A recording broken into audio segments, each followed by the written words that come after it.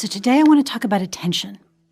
And attention is, as I've mentioned elsewhere, very often the first letter in a copywriting formula.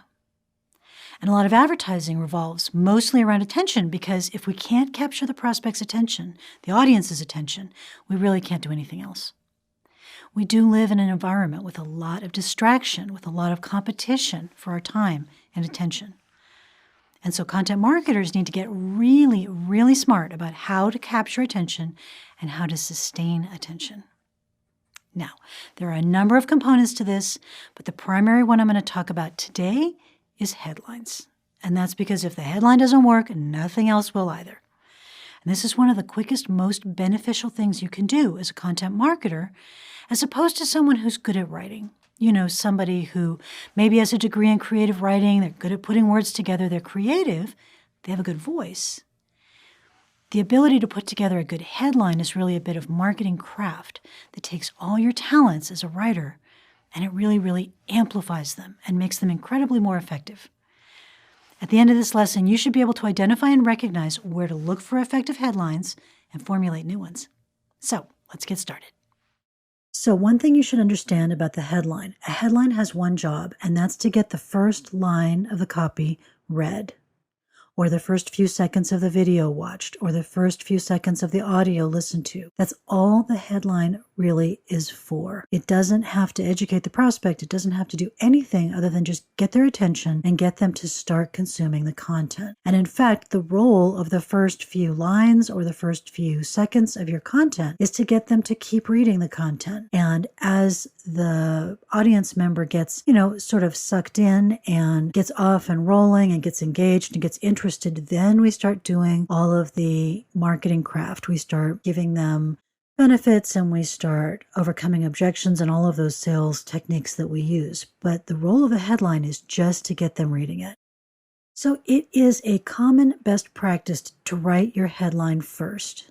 So before you're going to write a piece of content, sit down and knock out some ideas for headlines. And I'm going to walk you through an exercise for that at the end of this lesson. So it's a good idea to write your headline first, and then you may very well adapt it a little bit once the piece is completed. You may find that you've added a few things or discovered an interesting hook or an angle that you want to exploit. But write the headline first so that you have something focused to hang your piece on. One of the biggest sins of less capable content creators is they just ramble all over the place. The content goes here and there and everywhere. Writing the headline first will help you stay on point.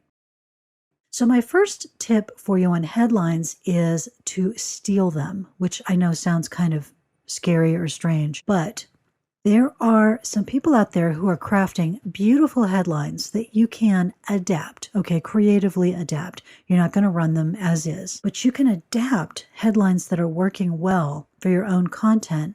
And that's one of the best ways to really internalize the structure and the look and feel of a really solid professional headline. So a classic, tried and true place to do this, believe it or not, oddly enough, is magazines in general. In fact, you can go to a site called magazines.com and you will have access to hundreds of different magazine covers and you can look at the headlines they put on the cover. Magazines write their headlines to get people to pick up the magazine in the bookstore or the supermarket and bring it home.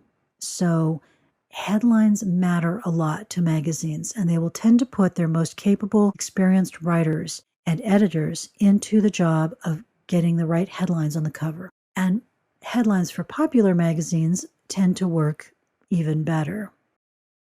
And my favorite, as odd as it might seem, is Cosmopolitan Magazine. Cosmopolitan Magazine, the quality of the headline writing, whatever you might want to say about the quality of the articles, the headlines are really well crafted. So you can just pull up magazines.com, you can go over to Cosmopolitan, and you can look at the headline structures and then think about how could I adapt that headline for my own use. So, for example, I did really well with a post that I wrote early on in my career. I saw a Cosmopolitan article called 50 Things Guys Wish You Knew, and I changed it to 50 Things Your Customers Wish You Knew. It was a really popular post. It did really well. Again, I started with the headline, and then I figured out, how am I going to fill this in? What am I going to create that's valuable and interesting that I can fill this shell with? And of course, there's lots of other, magazines that are popular that you can use to do this with. You tend to get the best bang for your buck by going with magazines that are not in your topic. So if your topic is fitness and weight loss, then don't go to Men's Health. Go to something completely different. You'll just tend to get a better result. If you use the health and fitness magazines and you're in a health and fitness topic, you're going to end up with samey kind of headlines that aren't going to stand out. And headlines have to stand out to get clicked on. And another place you can go to adapt headlines from are whatever the social media traffic of the darling might be. So there's always a handful of sites that are just getting tons and tons of traffic. They all tend to adhere to fairly rigid headline formulas. And so pick one that you can live with. Again, even better if it's outside of your topic, and then adapt it. And keep adapting it until it doesn't feel too dopey. So, there's a headline formula at the moment that's so popular that it's just about to burst, which is, this man took his kids to the fast food drive-thru and you won't believe what happened next. So that one is, the time I'm recording it's really tired and people are starting to make fun of it. So you want to pick a formula or a framework that you can adapt without just wanting to go to sleep because it's so hokey and boring. However, also realize that as an artist, you're probably kind of sensitive to advertising messages and probably a little allergic to advertising messages. So just because it sounds like an ad doesn't mean it might not be a great headline. So you have to get over your own allergy to advertising and promotion if you want to work in marketing. It's just part of the game. So if it sounds hypey, sometimes you want to get a second look or sleep on it or really look at it and say, is this hypey or is this just effective? And I'm a tiny bit uncomfortable with that. And one thing about headlines is every scenario is different and every organization is different. And so a headline that would work really well for a smaller blog will often feel a little too hypey at Copyblogger. Copyblogger, we do better with somewhat more restrained headlines, not making the life-changing promise, but making a quieter promise.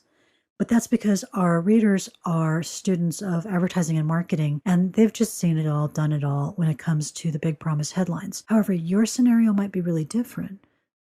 So think about that and always test your headlines. Just observe, again, going back to the agile component of the 7 A's. Watch what tends to do well with your audience. For example, if you send emails, which emails tend to get opened more often? If you have blog posts, which posts tend to get more shares and clicks?